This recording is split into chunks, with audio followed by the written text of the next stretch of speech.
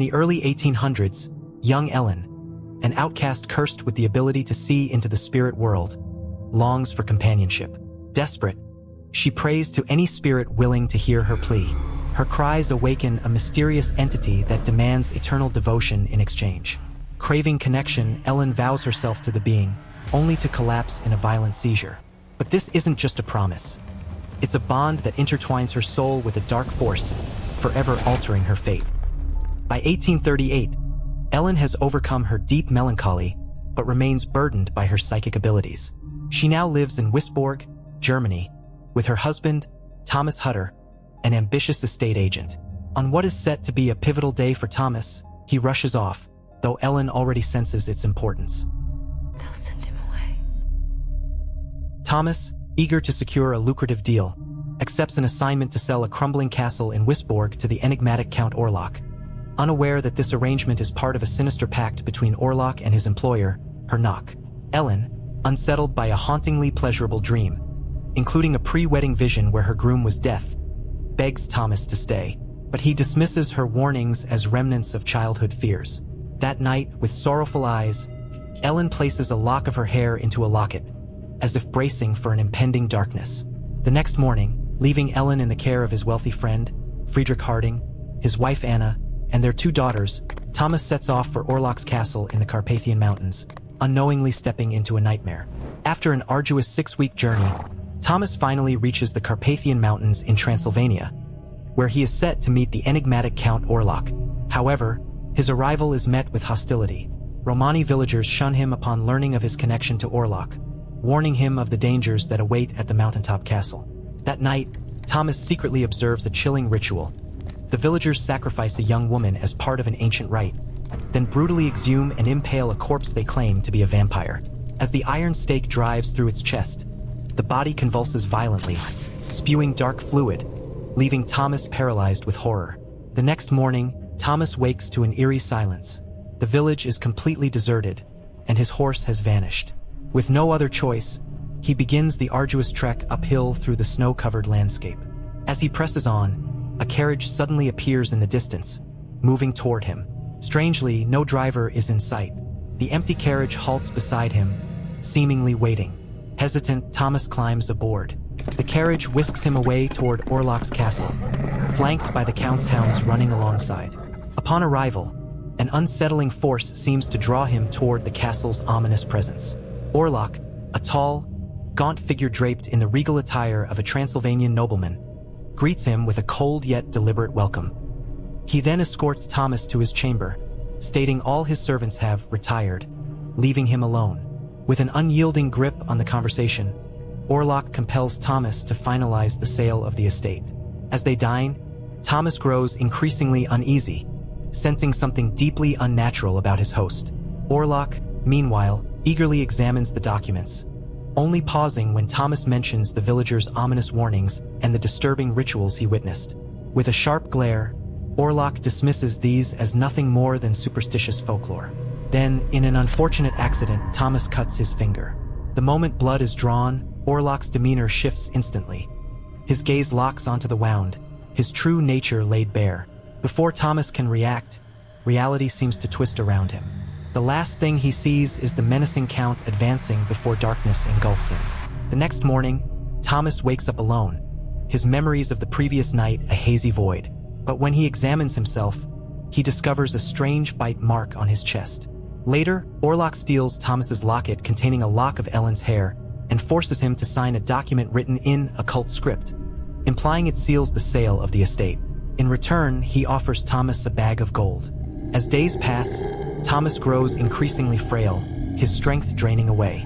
Under the guise of nursing him back to health, Orlok instead restrains him with supernatural force, feeding on him in secret. One day, while exploring the castle, Thomas stumbles upon a hidden underground dungeon. Venturing inside, he discovers Orlok's coffin, sealed and resting in a shadowed corner. When he opens the lid, he is met with a horrifying sight.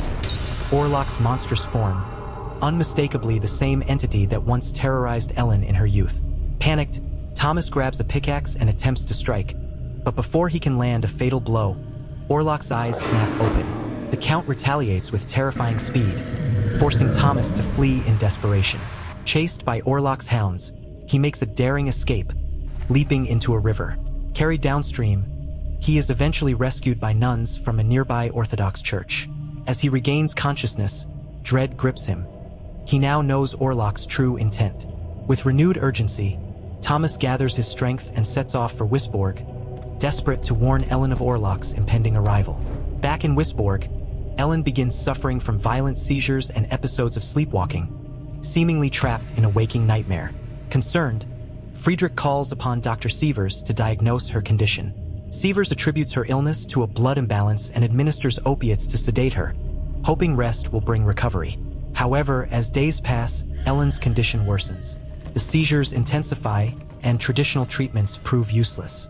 Realizing he is out of his depth, Dr. Sievers turns to his former mentor, von Franz, a Swiss scientist shunned by the medical community for his obsession with the occult. Despite his controversial reputation, von Franz is the only one who might understand the true nature of Ellen's affliction.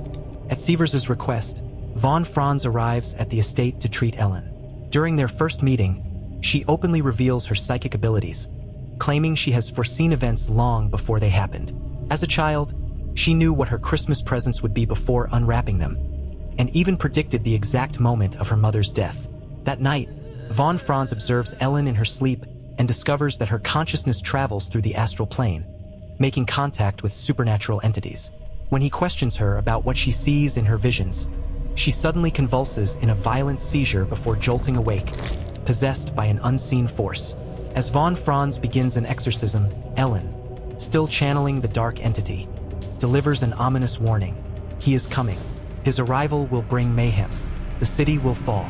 No one will escape his wrath. With those final words, she collapses. Drawing on his expertise in the occult, von Franz explains that somnambulists like Ellen often possess heightened psychic sensitivity. He theorizes that she has always been an unusually strong conduit for cosmic forces, but admits he does not yet know who this approaching evil is or how it was summoned. Meanwhile, Orlok sets sail for Wisborg, concealed inside a sealed crate teeming with plague-ridden rats. Bound by the pledge, he comes to claim Ellen as his own. During the voyage, the crew succumbs one by one, not just to the spreading plague, but to Orlok himself. The Count slaughters them in the dead of night, draining their blood to sustain himself. Elsewhere, Nock has been institutionalized after being caught slaughtering and devouring sheep raw.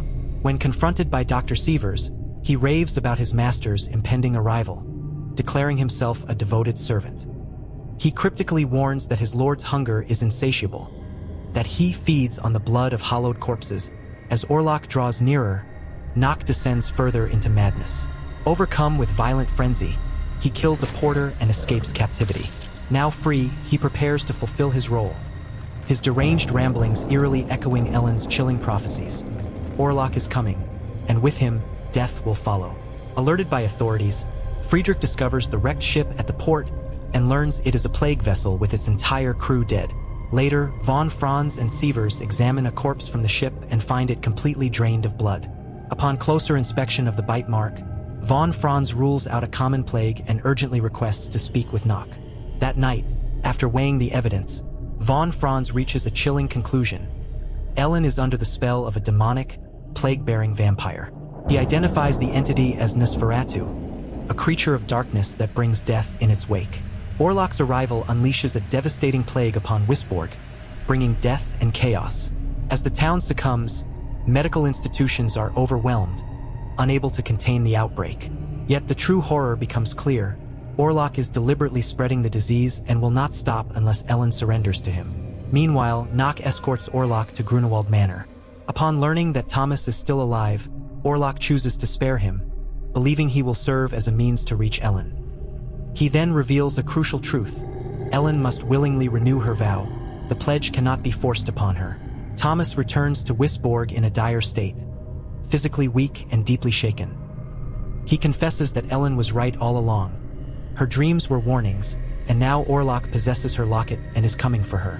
One night, as Ellen and Anna sleep, Orlok invades Ellen's dreams. In that moment, she recognizes him as the source of her suffering.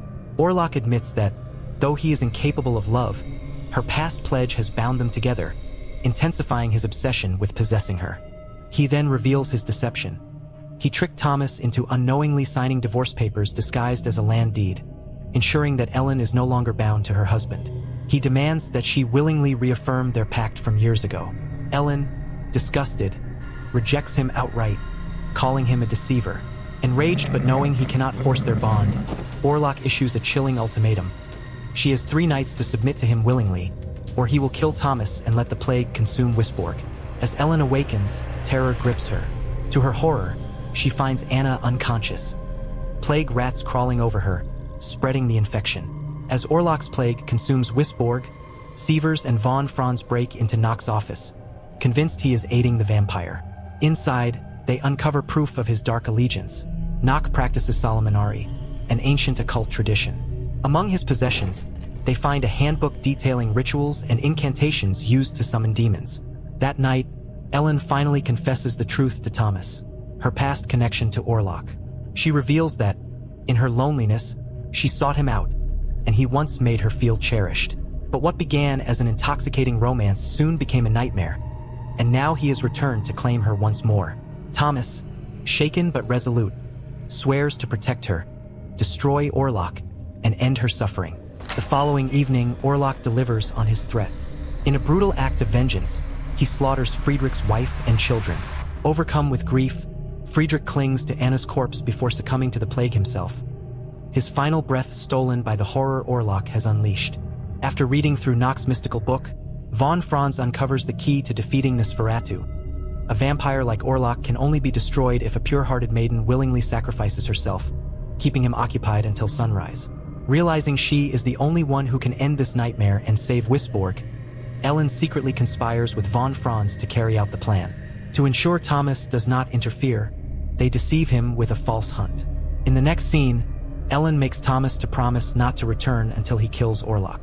She shares a final, sorrowful kiss with him, saying her last goodbye as he departs, unaware of her true intentions. Meanwhile, von Franz misleads Thomas and Sievers to Orlok's manor, where they discover a coffin.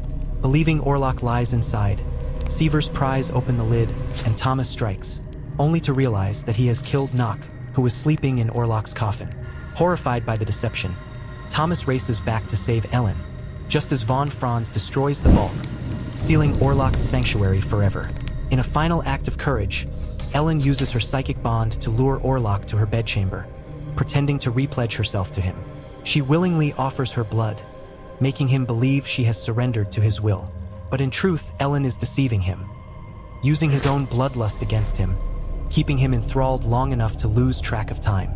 As the first rays of sunlight break over the horizon, Orlok realizes his mistake too late. The sunlight sears his flesh, and he withers away, his body collapsing lifelessly onto Ellen. Moments later, Thomas arrives, only to find her sacrifice complete. Ellen, drained and fading, breathes her last, but in doing so, she saves Wisborg from destruction. As the town is freed from Orlok's plague, Thomas is left to mourn the woman who gave everything to end the nightmare.